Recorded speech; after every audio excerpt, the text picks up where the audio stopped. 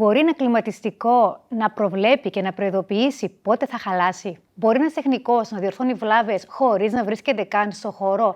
Δεν πρόκειται πλέον για επιστημονική φαντασία. AI και αυτοματισμός αλλάζουν το πώς δουλεύουν τεχνικοί, εκπαιδευτικοί και επιχειρήσεις. Ένα βασικό ερώτημα που θα συζητήσουμε σήμερα και θα το δούμε είναι κατά πόσο είμαστε ή όχι έτοιμοι στην Κύπρο να προσαρμοστούμε και να είμαστε κι εμείς ένα βήμα μπροστά. Καλώς ήρθατε. Αυτό είναι το επεισόδιό μας για την τεχνική νοημοσύνη και τον αυτοματισμό στα τεχνικά επαγγέλματα. Καλωσορίζω αμέσως τώρα τους καλεσμένους που έχω κοντά μου. Έχουμε ξανά τη χαρά να φιλοξενούμε τον Χαράλαμπο Αποστόλου. Είναι προϊστάμενος εκπαιδευτικού επαγγελματικού εργαστηρίου του Κέντρου Παραγωγικότητας Κύπρου. Καλώς ήρθατε. Και λίγο πριν από την Δανία, τις προετοιμασίες πυρετώδης, είστε σε ένα βρασμό, αλλά είστε κοντά μας για να τα συζητήσουμε. Σίγουρα. Καλώς σας βρήκα. Χαρά μας που είστε και πάλι εδώ. Ο Μάριος Κωνσταντίνου είναι στα αριστερά μου. Ο Μάριος είναι εκπαιδευτικός και μέλος της Επιτροπής Εμπειρογνωμόνων Skills Cyprus. Γεια σας, καλώς ήρθατε. Χαίρετε, καλώς σας βρήκα. Και ο Θεόδωρος Κωνσταντινίδης, χημικός μηχανικός. Καλώς ορίσατε κι εσείς. Ευχαριστώ πολύ, καλώς σας βρήκαμε και ευχαριστούμε για την πρόσκληση. Εμείς ευχαριστούμε. Έχετε και ένα επάγγελμα το οποίο δεν το βρίσκει και εύκολα κανείς να το ψάχνει και είναι και μέρος της κουβέντας που θα κάνουμε. Ισχύει. Ναι, είστε από τους περιζήτητους, έτσι. Ας πούμε, ναι. Περιγράψτε μας λίγο το επάγγελμά σας, μιας και είσαι ο τελευταίος που δέχτηκα. Ναι. Είμαστε στον τομέα της και προώθησης πωλήσεων στον κλιματισμό και κυρίως την υποστήριξη. Που η υποστήριξη είναι ένα αντικείμενο που φθήνει σιγά-σιγά, αλλά υπάρχει δυσκολία, είναι δυσέβρετο υποσέβεται, αλλά είναι μια αναγκαιότητα. Και αφορά σε χώρους οικίες, για παράδειγμα, είναι οι επιχειρήσεις. Πού ακριβώς πάτε και δίνετε τις υπηρεσίες δηλαδή, σας και τις βοήθειες? Κεντρικός κλιματισμός, οικίες, μέγαρα, ξενοδοχεία, τα πάντα. Ό,τι κλιματίζεται βρίσκει εφαρμογή στον τομέα μας. Να ξεκινήσω με εσάς να ρωτήσω γιατί δεν έχουμε πολύ κόσμο που εργάζεται σε αυτόν τον τομέα, εφόσον η ζήτηση είναι μεγάλη, ιδιαίτερα στην Κύπρο, όπου οι καιρικές συνθήκες είναι τέτοιες. Αυτό δεν μπορώ να το απαντήσω. Δεν ξέρω ακριβώς τι και πώς, αλλά ναι, υπάρχει πρόβλημα. Δηλαδή, είναι ένα δύσκολο επάγγελμα. Θεωρείται δύσκολο επάγγελμα. Υπάρχει αποφεύγουν οι πιο νέοι άνθρωποι να ασχοληθούν με το τεχνικό επάγγελμα γενικότερα. Υπάρχει δυσκολία το να κατανοήσουν πολλοί άνθρωποι τι σημαίνει κλιματισμός, ψήξη, η θεωρία, η πράξη. Υπάρχει μια τάση να το αποφεύγουν ιδιαίτερα οι νέοι, αντιλαμβάνομαι. Ναι. Θεωρούν πως έχει να κάνει με περισσότερο σωματική εργασία και λιγότερο με τα skills που λέμε τώρα, τις δεξιότητες. Και τα δύο. Δηλαδή, απαιτεί κόπο, πολύ κόπο η εργασία, η τεχνική εργασία. Δύσκολες συνθήκες, οι οποίες γίνονται πιο δύσκολες όσο περνά ο καιρός λόγω κλιματικής αλλαγής, εξωτερικές συνθήκες κτλ. Που το κάνουν ακόμα πιο δύσκολο. Συν η θεωρητική κατάρτιση και τεχνική που πάνε μαζί, η οποία απαιτεί κόπο, απαιτεί χρόνο, διάβασμα, κατάρτιση. Ναι. Οπότε ο συνδυασμός. Ναι, έχουν την όρεξη, κύριε Αποστόλου, θα τα πούμε και σε λίγο με τον κύριο Κωνσταντίνο, να διαβάσουν, να μελετήσουν και να μπουν σε αυτά τα επαγγελμάτα. Είναι. Από ό,τι βλέπουμε, όχι. Είναι δύσκολο, είναι ένας τομέας, ένα πεδίο το οποίο πάσχει, νοσεί. Δεν βρίσκουμε νέους και νέες σε τεχνικά επαγγέλματα. Θέμα αντίληψης, κουλτούρας. Βασικά, ένα μεγάλο ποσοστό αυτής της γενιάς γυρεύει το πιο εύκολο. Νομίζω ότι τα τεχνικά επαγγέλματα είναι, ας το πούμε, υποτιμημένα, ενώ στην πράξη, στην ουσία, είναι τα τεχνικά επαγγέλματα πρέπει να έχεις και τη γνώση και τα skills για να τα εφαρμόσεις και αποφέρουν και καλά εισοδήματα. Κάτι το οποίο δεν αντιλαμβάνονται οι νέοι μας, δεν ξέρω γιατί. Και αυτόν το βλέπουμε και στην βιομηχανία μας, στην οικονομία μας, που που έχουμε έλλειψη από τεχνικούς. Είναι και ένα ζήτημα επικοινωνίας όμως αυτό, των ωφελημάτων και πλεονεκτημάτων του να Ακριβώς. σπουδάσει κανείς τέτοια επαγγελμάτα, εφόσον υπάρχουν τα ωφέληματα. Υπάρχουν και πολύ καλά ωφελήματα. Χαρακτηριστικά, αν κοιτάξετε και στα social media που κοιτάζω, ας πούμε, κάποτε στο Instagram, βλέπετε, ας πούμε, τους τεχνικούς που διαφημίζουν, ας πούμε, κάποια μια κλειδί στη ζωή τους από τα εισοδήματα που έχουν στα τεχνικά επαγγέλματα. Αλλά εάν αντιληφθούν όμως είναι ότι πλέον με την τεχνολογία, με την τεχνητή νοημοσύνη που θα δούμε τώρα, πόσο εύκολα γίνονται και αυτά τα επαγγέλματα και πόσο ενδιαφέροντα είναι να ασχοληθείς με αυτό το κομμάτι, σίγουρα θα έχουμε... Πολύ ωραία. Θα πάω σε εσάς, κύριε Κωνσταντίνου, και θα κρατήσω τη λέξη τεχνολογία, γιατί με αυτήν θα ασχοληθούμε περισσότερο. Είναι αυτή η λέξη κλειδί για να προσελκύσουμε περισσότερο κόσμο σε αυτή την εργασία? Νομίζω περισσότερο από ποτέ. Είμαστε σε ένα κέριο σημείο που η τεχνολογία έχει προχωρήσει αφάνταστα, κάνει τεράστια βήματα καθημερινά. Ειδικά η τεχνητή νοημοσύνη νομίζω είναι ένας τομέας που πρέπει να προσεγγίσουμε πολύ προσεκτικά, αλλά θεωρώ ότι πρέπει να ξεκινήσουμε από την νοοτροπία. Δηλαδή από τις νεαρές ηλικίες πρέπει να αναπτύξουμε ένα αίσθημα φιλομάθειας στους νεαρούς, να συνεχώς να προσπαθούν να μαθαίνουν, να αγαπήσουν τη γνώση, να αγαπήσουν την εξέλιξη, να προσπαθήσουν να χτίσουν στον εαυτό τους, να μην περιμένουν οτιδήποτε έτοιμο, που αυτό και είναι και κάτι που πρέπει να δούμε με την τεχνητή νοημοσύνη, προσφέρει πολλά έτοιμα, πρέπει να το προσέξουμε αρκετά.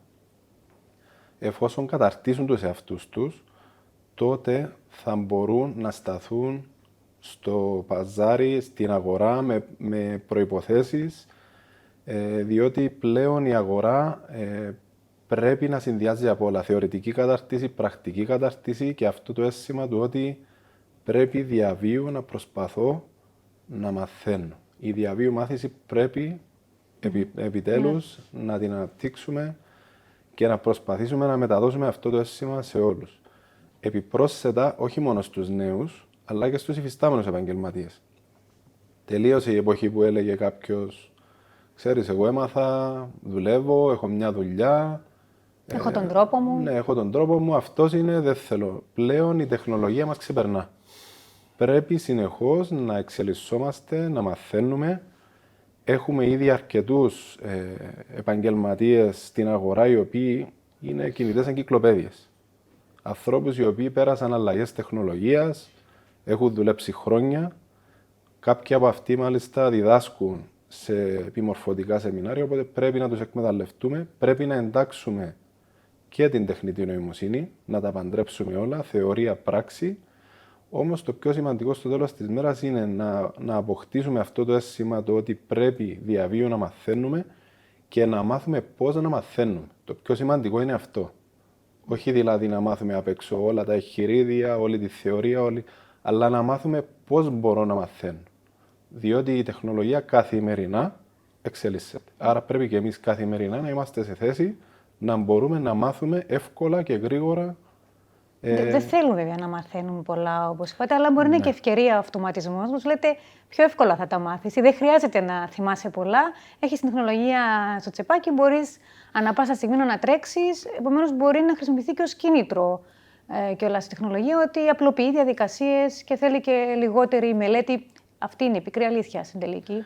Σίγουρα, γι' αυτό πρέπει να προσέξουμε το πώς θα εντάξουμε την τεχνητή νοημοσύνη στο παζάρι και στην εκπαίδευση, ιδιαίτερα στην εκπαίδευση όπου διαμορφώνουμε τους νέους και τις νέες. Πρέπει να βάλουμε κάποιες δικλείδες ούτως ώστε να μην χρησιμοποιείται για να απλοποιήσουμε όσο γίνεται και έτσι να βγάζουμε αρκετά από τα κομμάτια που πρέπει να περάσει ένας νέος ώστε να καταφέρει να μάθει το τι πρέπει να μάθει. Όμως μπορούμε να πατήσουμε και σε αυτό που λέτε ότι είναι πολύ εύκολο πλέον να έχω μαζί μου ένα βοηθό 24 ώρες την ημέρα, 7 μέρες την εβδομάδα, ναι, και να με καθοδηγεί και να μου απαντάει το κάθε ερώτημα που θέλω. Μάλιστα. Ένα συνδυασμό γνώση, εμπειρία και τεχνολογία αξιοποίηση. Θα πάω στον κύριο Κωνσταντινίδη τώρα, βεβαίω, μετά από αυτό. Ένα βοηθό, τεχνικό ψηφιακό, ο οποίο κάπως καθοδηγεί λίγο τον επαγγελματία. Σας ακούγεται άσχημα, εσάς που είστε στο χώρο χρόνια και στους συναδέλφους σας? Καθόλου, αντίθετα. Η τεχνητή νοημοσύνη, παύλα βοηθός, 7 μέρες τη βδομάδα, 24 ώρες, 24 ώρες, είναι ένα εξαιρετικό εργαλείο, με την προϋπόθεση ότι χρησιμοποιείται σωστά. Δηλαδή, όπως προείπε ο κ. Κωνσταντίνου, είναι σημαντική η κατάρτιση του τεχνικού. Δηλαδή, ο τεχνικός χρησιμοποιεί. Να ξέρει τι κάνει, βασικά. Ναι. Δηλαδή, οι απαντήσεις που θα πάρει στο ερώτημα, σε ένα ενδεχόμενο πρόβλημα, ο τεχνικός, μιλώντας με την τεχνητή νοημοσύνη, να μπορεί να ξέρει καταρχήν τι θα ρωτήσει. Σημαντικό για να δώσει η τεχνητή νοημοσύνη κάτι που χρησιμοποιούμε σήμερα στις βλάβες, για παράδειγμα. Να ξέρει τι ρωτά και να ξέρει να ερμηνεύσει τις απαντήσεις της τεχνητής νοημοσύνης. Δηλαδή, ναι, μεν απλοποιεί η τεχνητή νοημοσύνη τη διάγνωση των τρόπων επίλυσης του προβλήματος, αλλά πάντα ο τεχνικός πρέπει να ξέρει τι διαβάζει, τι ρωτά, τι διαβάζει και πώς θα επέμβει. Κατά τα άλλα, η τεχνητή νοημοσύνη είναι ένα, αν χρησιμοποιείται σωστά, αποτελεσματικό εργαλείο, τρομακτική βοήθεια και γρήγορη. Και μειώνει την πιθανότητα λάθους. Νομένου πάντα ότι ο τεχνικός χρησιμοποιεί σωστά και αντιλαμβάνεται τι βλέπει, τι του απαντάει η τεχνητή νοημοσύνη και πώς το εφαρμόζει στην πράξη. Ναι. Τώρα, προσωπική απορία για εμάς τους καταναλωτές, ποια ωφέλη προκύπτουν έμεσως μέσα από την περαιτέρω χρήση της τεχνολογίας από εσάς? Γλιτώνουμε χρήματα, ας πούμε, εντοπίζουμε πιο νωρίς προβλήματα που μπορεί να έχουν. Είναι πιο αποδοτική η επίλυση προβλημάτων. Κατά συνέπεια, πιο αποδοτική λειτουργία των κλιματιστικών, που σημαίνει εξοικονόμηση ενέργειας, πιο γρήγορη επίλυση των προβλημάτων. Πάλι οικονομικά σημαίνει κάτι πιο γρήγορο στον καταναλωτή. Πληρώνουμε περισσότερα ή λιγότερα στην τελική, γιατί είναι και ένα δίλημμα αυτό στο οποίο δηλαδή θα μας χρεώνει περισσότερα ο επαγγελματίας επειδή έχει τεχνολογία μαζί του, ή θα εξοικονομούμε γιατί θα βρίσκει πιο νωρίς, ας πούμε, το πρόβλημα? Θεωρητικά θα πρέπει να είναι μειωμένο το κόστος, νοωμένο ότι χρησιμοποιείται σωστά και είναι πιο αποδοτική, πιο γρήγορη η επίλυση ενός προβλήματος και πιο οικονομική, επομένως, και η λειτουργία. Δηλαδή, είναι ο χρόνος αποκατάστασης, είναι ο τρόπος λειτουργίας του συστήματος, ακόμη και η αναβάθμιση των συστήματων που θα γίνεται πιο γρήγορα και πιο αποδοτικά. Θεωρώ ότι οικονομικά θα είναι προς όφελος του οποιοδήποτε καταναλωτή. Και θα έχει και τη σύγκριση. Έτσι κι αλλιώς, αν προσπαθήσει κάποιος να το πάρει αλλιώς, έχει επιλογές, είναι και το κινητό, μπαίνεις, συγκρίνεις και είναι και οι αξιολογήσεις που λαμβάνεται ως επαγγελματίας. Και ο καταναλωτής μπορεί να επικοινωνήσει με τη τεχνητή νοημοσύνη και να πάρει απαντήσεις σε σχέση με το πρόβλημα που επίλυσε νωρίτερα ένας τεχνικός χρησιμοποιώντας την τεχνητή νοημοσύνη. Δηλαδή είναι άπειρες οι... Θα αξιολογεί εσάς στο τέλος ο πελάτης και τη δουλειά σας. Ναι. Πολύ ενδιαφέρον. Θέλετε να πείτε κάτι επ' αυτού? Ξέρω, πήγαμε λίγο στα πιο τεχνικά, αλλά θέλω την άποψη σας και να παντρέψουμε και αυτές τις πολλές οικογένειες που έχουμε εδώ, εκπαίδευση, επαγγελματίες και ΕΠΑ. Πώς θα συνδέουμε όλα αυτά? Η τεχνητή νοημοσύνη, επειδή όπως οδηγήθηκε η συζήτηση, καταλήξαμε στα ChatGPT και σε αυτά. Η τεχνητή νοημοσύνη υπάρχει και σε συσκευές. Δηλαδή, παραδείγματος χάρη, θερμοστάτες. Θυμούμε χαρακτηριστικά να πω για τη μάρκα του Nest. Αν το έχετε υπόψη, έχει το θερμοστάτη των Nest. Λοιπόν, η εταιρεία αυτή ήταν η πρώτη που έκαμε θερμοστάτη με τεχνητή νοημοσύνη. Πώς? Για μια εβδομάδα μπαίνοντας στο σπίτι, διαβάζει τις συνήθειες του χρήστη. Δηλαδή, έφυγε το πρωί, έσβησε τη θερμοσύνη, χαμήλωσε τη θερμοσύνη, καταγράφει όχι την κατανάλωση, τις συνήθειες, τη χρήση από τον ίδιο τον χρήστη για μια εβδομάδα. Μετά δουλεύει αυτόνομα με βάση τα δεδομένα που πήρε για μια εβδομάδα και τα αξιοποιεί ανάλογα. Ελέγχει θερμοκρασίες, εξωτερικές θερμοκρασίες, άρα λέει τώρα, ας πούμε, η θερμοκρασία στον χώρο πρέπει να αντώσει, ας το πούμε, σε σχέση σε εξωτερικές θερμοκρασίες. Δηλαδή, αυτό το πράγμα, εκτός το ότι είναι έξυπνο από μόνον του, ας πούμε, αυτή η συσκευή, είναι εξοικονόμηση ενέργειας, που αναφέρει ο κύριος Θεοδωρίδης, είναι ευκολία στο χρήστη, είναι ευκολία για άτομα με ειδικές ανάγκες, για ηλικιωμένα άτομα. Δηλαδή η τεχνητή νοημοσύνη σε αυτές τις συσκευές, όχι μόνο στις θέρμας, γενικά, είναι ένα εργαλείο το οποίο ήρθε και για να εξοικονομήσει ενέργεια και για να βοηθήσει άτομα σε ορισμένες κατηγορίες. Διότι ακριβώς αυτομορφώνεται η τεχνητή νοημοσύνη Ακριβώς. και αυτορυθμίζεται με βάση τις ανάγκες. Ακριβώς. Είναι δεδομένα που συλλέγει, πολύ ορθά λέτε, με τα οποία στη συνέχεια Δηλαδή, εξελίσσεται. φυσικά θέλει και λίγο προσοχή. Πρόσφατα διάβαζα ένα άρθρο ότι ανακάλυψαν τώρα το σύνδρομο της ψύχωσης με την τεχνητή νοημοσύνη. Κάποιος ο οποίος συμβουλευόταν την τεχνητή νοημοσύνη, αυτές τις πλατφόρμες για την εργασία του, ήταν υπάλληλος, και το πώς μπορεί να κάνει δουλειά δική του και τον οδήγησε να καταστραφεί, να φύγει η δουλειά του, διότι έπαθε τόση πολύ έδειχνε τόση πολύ εμπιστοσύνη στο chat GPT ή στα άλλα. Σε τέτοιες πλατφόρμες, οι οποίες κάποιες φορές συμφωνούν για να συμφωνήσουν, και είναι και έρευνα που βγήκε, το είχαμε πει και σε προηγούμενο podcast. Κάποιες φορές συμφωνούν απλά για να μας ικανοποιήσουν εμάς, και ίσως να την έπαθε και έτσι ο κύριος. Και αυτό το σύνδρομο είναι η εμπιστοσύνη που δείχνει τα άτομα σε αυτές τις πλατφόρμες, τυφλή εμπιστοσύνη. Δηλαδή στηρίζουν τη ζωή τους πάνω σε αυτές τις πλατφόρμες, και είχαμε τώρα πρόσφατα το είδαν και είπαν υπάρχει αυτό το σύνδρομο τώρα. Σύνδρομο ψύχωσης με το... Και είμαι σίγουρη ότι δεν είναι μόνο για τα επαγγελματικά, μπορεί να είναι και για άλλα πράγματα που λαμβάνουν συμβουλής και στο τέλος καταλήγουν κάπου. Μια αναζήτηση που είχα κάνει για κάποια έρευνα που έκανα, δεν μου άρεσαν τα δεδομένα που μου έδωσε. Και το έψαξα, ας πούμε, από μόνο μου. Ναι. Ήταν λάθος. Έχει κόσμο που καυγαδίζει κιόλας με το chat, να σας πω εγώ. Ακριβώς. Τούτο είναι το σύνδρομο. Προσέξτε το. Είναι μια σχέση. Στο τέλος. Είναι αυτό που είπε ο κ. Κωνσταντίνο, ότι δηλαδή πρέπει να υπάρχουν με την ανάπτυξη της AI και των τρόπων που μπαίνει πλέον στην καθημερινότητα μας και σε κάποιους άλλους επαγγελματικά, δηλαδή πώς εφαρμόζεται, πρέπει να μπουν δικλείδες για να μην θεωρήσουμε ότι η AI είναι πανάκια, δηλαδή είναι μπορεί να κάνει πανάκια. όλα. Είναι και επικίνδυνη ίσως. Μιλούμε για κινδύνους και είναι καλή στιγμή να δούμε και μαζί. Σας έκανε και ωραία πάσα και νωρίτερα ο κ. Αποστόλου. Εξατομίκευση θα την πω εγώ, αυτή που έδωσε ως παράδειγμα. Και η πίστη αυτή που λέει ο κ. Κωνσταντίνο, η απόλυτη στο αποτέλεσμα που βγάζει το AI. Θέλετε να προσθέσετε κάτι από αυτού? Ναι, βεβαίως. Πρέπει να καλλιεργήσουμε αυτή την κουλτούρα στους νέους, ότι η τεχνητή νοημοσύνη είναι ένα πολύ βοηθητικό εργαλείο, δεν είναι όμως αντικαταστάτης του ανθρώπου, του τεχνικού. Δηλαδή δεν μπορεί τώρα ένας οποιοσδήποτε να πάει και να αυτοπροσδιοριστεί ως ψυχτικός ή υδραυλικός ή μηχανολόγος, γιατί διάβασα από ένα chatbot οποιοδήποτε κάποιες οδηγίες και σου λείπουν οι δεξιότητες. Πρέπει να καταρτιστείς τεχνικά. Επίσης πρέπει να αντιληφθεί ο νέος, και αυτό είναι κάτι που πρέπει να καλλιεργήσουμε, ότι η τεχνητή νοημοσύνη, όλα τα chatbot, υπάρχει περίπτωση να μας πούν και ανακρίβειες. Υπάρχει περίπτωση να μας αναφέρουν λαθασμένα. Αναγράφεται κιόλας από κάτω. Ναι, άμα ναι. όποιος μπει και το δει στην άκρη, παρακαλώ. Εμένα μου λέξτε έτυχε να ρωτήσω κάτι, να μου απαντήσει λαθασμένα, να το ξαναρωτήσω.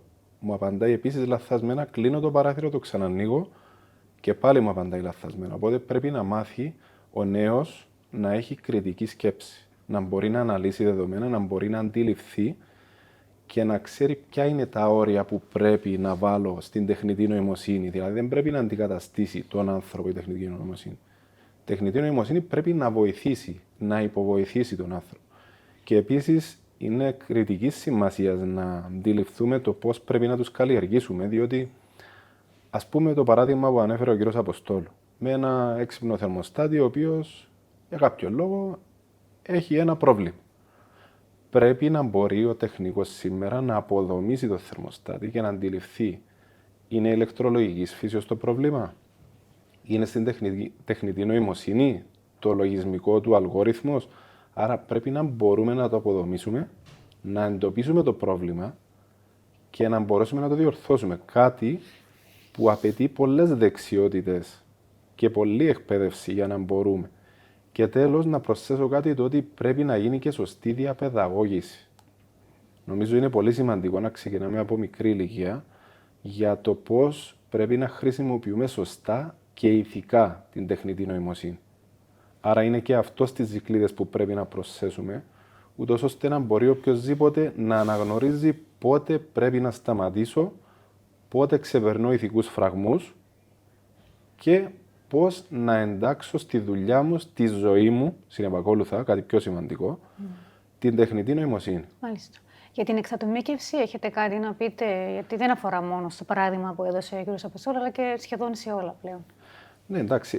Εγώ μπορώ να προσθέσω στο ότι αν μιλούμε για εξατομικευμένη μάθηση, μπορεί να μας προσφέρει αφάνταστα αποτελέσματα.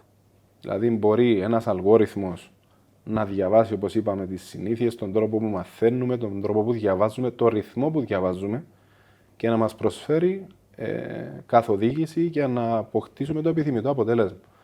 Όμως, είναι και κάτι το οποίο είναι λίγο ανησυχητικό. Το πώς ένας υπολογιστής, ένας αλγόριθμος, μπορεί να καταλάβει κάποιες φορές καλύτερα και από εμάς το πώς αντιδρούμε και πώς σκεφτόμαστε και να μας επηρεάσει με τέτοιο τρόπο που είτε θα είναι θετικός ο τρόπος είτε αρνητικός. Δυστυχώς, ο αλγόριθμος δεν έχει συναισθήματα ή ηθικούς φραγμούς. Δυστυχώς ή ευτυχώς δεν έχει τώρα. Δυστυχώς δεν έχει, διότι θα φέρω και ένα παράδειγμα πρόσφατα, όταν προσπάθησαν να απενεργοποιήσουν ένα chatbot νομίζω ήταν, και αυτό πήγε και αντέγραψε τον εαυτό του κάπου αλλού. Κάνει το backup, να το πω έτσι. Ναι, έκανε backup. Εντάξει, τρομερό αυτό τώρα. Ναι, για να μην τον απενεργοποιήσουν και να χαθεί. Χωρίς οδηγία όμως. Δεν του δόθηκε οδηγία. Από μόνο του το έκανε. Είναι σαν το θέμα επιβίωσης. Της επιβίωσης, όπως είναι με την ανθρώπινη ζωή, το ίδιο σκέφτηκε να φυλάξω, Ακριβώς. να προστατεύσω. Αυτό είναι κάτι πολύ ανησυχητικό. Είναι ανησυχητικό αυτό. Και αν το προσθέσουμε στο κομμάτι που ανέφερε ο κύριος Αποστόλου, το πώς κάποιοι μπορεί να επηρεαστούν ακόμα και στην καθημερινή τους ζωή, στην προσωπική τους ζωή, είναι κάτι που πρέπει να προσέξουμε αφάνταστα και να προσπαθήσουμε να καλλιεργήσουμε τον κόσμο μας, να τον εκπαιδεύσουμε, να μπορεί να αντιλαμβάνεται ποια όρια πρέπει να βάλει στην ένταξη της τεχνολογίας και της τεχνητής νοημοσύνης στη ζωή μας. Είναι ενδιαφέρον ότι είναι το μήνυμά σας όχι μόνο προς τους νέους που σπουδάζουν και εκπαιδεύονται, αλλά και για εμάς τους χρήστες και καταναλωτές. Βεβαίως. Άρα κρατώ αυτό ως δικό σας μήνυμα. Αν θέλετε κάτι άλλο να πείτε, έτσι θα κλείσουμε σε λίγα λεπτά όσον αφορά στους νέους και τις δεξιότητες, έχετε την ευκαιρία. Εγώ μπορώ να πω ότι πρέπει να το δούμε σαν μια πρόκληση, όχι σαν... μπορώ να το παρομοιάσω και με ένα μαχαίρι. Όταν ανακαλυφθήκε το μαχαίρι, κάποιοι έλεγαν θα το χρησιμοποιήσεις για να σκοτώσεις. Στην πραγματικότητα όμως, άμα το χρησιμοποιήσεις σωστά, σου ευκολύνει τη ζωή σου. Άρα πρέπει να το δούμε σαν μια πρόκληση, η οποία όντως μπορεί να μας απλουστεύσει τη ζωή μας, να μας βοηθήσει, όμως πρέπει να μάθουμε τι πρέπει να προϋπάρξει πριν από την τεχνητή νοημοσύνη, από την τεχνολογία που εξελίσσεται, να προσπαθήσουμε να καλλιεργήσουμε τους εαυτούς μας, να εκπαιδευτούμε, να διαπαιδαγωγηθούμε πρώτα απ' όλα και μετά, αφού φτάσουμε στο επιθυμητό αποτέλεσμα, να καταλάβουμε και πώς πρέπει να εντάξουμε την τεχνητή νοημοσύνη στη ζωή μας. Η ενσωμάτωση και η προσεκτική ενσωμάτωση, θα λέγαμε. Για να μην έχει αρνητικά αποτελέσματα. Ναι. Να πάμε στους επαγγελματίες του χώρου και να κλείσουμε με το κέντρο. Βεβαίως. Εγώ θα πιαστώ από μια λέξη που είπε ο κύριος Κωνσταντίνο, την κριτική σκέψη. Δηλαδή, ό,τι σημαίνει η κριτική σκέψη, δηλαδή η διαπαιδαγώγηση, η παιδεία κτλ. Δηλαδή η κριτική σκέψη στο να χρησιμοποιήσουμε την τεχνητή νοημοσύνη, νομίζω είναι η λέξη κλειδί για να μην έχουμε ανεπιθύμητα αποτελέσματα και επικίνδυνα. Στο τεχνικό κομμάτι, η μη ορθή χρήση της τεχνητής νοημοσύνης μπορεί να οδηγήσει μέχρι και σε σοβαρά ατυχήματα. Οπότε υπάρχει και το θέμα της ασφάλειας των ανθρώπων, τεχνικών, των πελατών κτλ. Τώρα, από εκεί και πέρα, το θέμα τεχνητή νοημοσύνη στη δουλειά μας θεωρώ ότι γίνεται σταδιακά. Δηλαδή, η κατάρτιση, η τεχνική κατάρτιση, η θεωρητική γνώση και από εκεί και πέρα, τι σημαίνει τεχνητή νοημοσύνη, πώς με βοηθά, πώς αναπτύσσομαι, πώς τη χρησιμοποιώ, να είμαι πιο αποδοτικός, πιο σωστός, πιο ασφαλής, να μην μπαίνω σε επικίνδυνα μονοπάτια που μπορεί να προκαλέσουν είτε ατυχήματα, είτε να με οδηγήσουν κάπου αλλού. Νομίζω ότι είναι κάτι που από μόνο του είναι πρόκληση. Πραγματικά, δηλαδή θα βοηθήσει την ανάπτυξη του επαγγέλματος και επειδή κάτι που είπα στην αρχή είναι δύσκολο επάγγελμα. Εντός εισαγωγικών το δύσκολο. Νομμένο ότι γίνεται σωστά, αναπτύσσεται σωστά ένας τεχνικός που θέλει να ασχοληθεί, ένας μηχανικός που θα ασχοληθεί με τον τομέα, τίποτε δεν είναι δύσκολο, νομμένο ότι γίνει με το σωστό βηματισμό και προχωρήσει, αναπτυχθεί και φτάσει στο επιθυμητό αποτέλεσμα. Και πάντα να θεωρεί και να ξέρει ότι πρέπει να αναπτύσσεται, να επιμορφώνεται και να προχωρεί. Γι' αυτό έχουμε και κέντρα όπως αυτό της παραγωγικότητας. Το θεμιτό αποτέλεσμα μπορεί να το έχει κανείς με τη δική σας τη στήριξη και τη βοήθεια. Στην τεχνητή νοημοσύνη ήδη προσφέραμε και προσφέρουμε προγράμματα κατάρτισης για τεχνητή νοημοσύνη, για χρήση βασικά αυτόν το chat. Έχουμε φυσικά και τα προγράμματα για αυτοματισμούς που είναι ένα κομμάτι που χρησιμοποιείται και η τεχνητή νοημοσύνη. Επειδή από την όλη συζήτηση κάπου έτσι εν μέρει δαιμονοποιήσαμε και την τεχνητή νοημοσύνη. Καθόλου. Εμένα μου βγήκανε και εμπόδια και ευκαιρίες από όσα άκουσα. Σίγουρα υπάρχουν και τα καλά και τα κακά. Τα καλά είναι ότι με τη χρήση της τεχνητής νοημοσύνης θα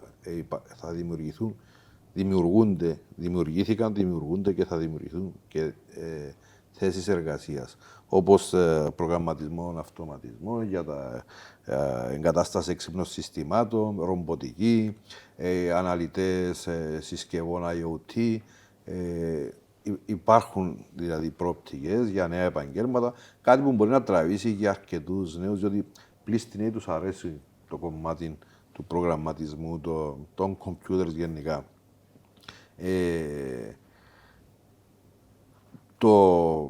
Για την κοινωνία, συστήματα αυτοματισμού με τεχνητή νοημοσύνη είναι κάπου αποτρεπτικό το οικονομικό το κομμάτι. Ας σταθούμε πρώτα στο κομμάτι του επαγγελματικού, αυτών που πρέπει να αναπτύξουν δεξιότητες και να κλείσουμε. Ένας αυτοματισμός, παραδείγματος χάρη για ένα σπίτι με τεχνητή νοημοσύνη, αυτοματισμός ή γενικά ο αυτοματισμός, δεν πρέπει να το βλέπουμε μόνο σαν ένα έξυπνο σπίτι, όπως ονομάζεται. Είναι ένα χρήσιμο σπίτι. Ένα χρήσιμο σπίτι για άτομα με ανάγκες, όπως ανάφερα προηγουμένως. Λοιπόν, και παράλληλα η τεχνητή νοημοσύνη, τούτο που είπες και εσύ τώρα, ότι είναι κομμάτι που μπορεί να ασχοληθούν νέοι για τα τεχνικά επαγγέλματα. Είναι πρόσφορο το έδαφος για νέους. Να προσθέσω ότι στο ότι μπορούμε να δούμε σαν πρόκληση την τεχνητή νοημοσύνη και την ένταξή της, ξέρουμε ότι πλέον, ειδικά στους ψυχτικούς, έχουμε πλέον εκρηκτικά και έφλεκτα αέρια. Άρα σκεφτούμε ότι μπορεί να μας κάνει μια προσομοίωση, ένα εργαστήριο προσομοιωτή, όπου θα είμαστε και ασφαλείς και χωρίς κόστος. Άρα μειώνεται και ο κίνδυνος για τους επαγγελματίες με τη βοήθεια της τεχνολογίας. Μπορεί να μας μεταφράσει, μπορεί να ανατρέξει σε δεδομένα, μπορεί να μας βοηθήσει να αναλύσουμε δεδομένα. Άρα είναι αρκετές οι προκλήσεις που έχουμε να αντιμετωπίσουμε και αν τη χρησιμοποιήσουμε σωστά, μπορούμε και να αποφύγουμε τη δαιμονοποίηση της. Και όπως είπε και το μαχαίρι, υπάρχει το νηστέρι. Το νηστέρι, λέει, στα χέρια του χειρούργου σώζει ζωές, ενώ στα χέρια του κακούργου αφαιρεί ζωές. Άρα είναι το θέμα χρήσης. Ωραίος συμβολισμός που δώσατε. Ευχαριστούμε πάρα πολύ για την εδώ παρουσία σας και κάθε επιτυχία και με το διαγωνισμό και τους διαγωνιζομένους από την Κύπρο. Κάθε καλό.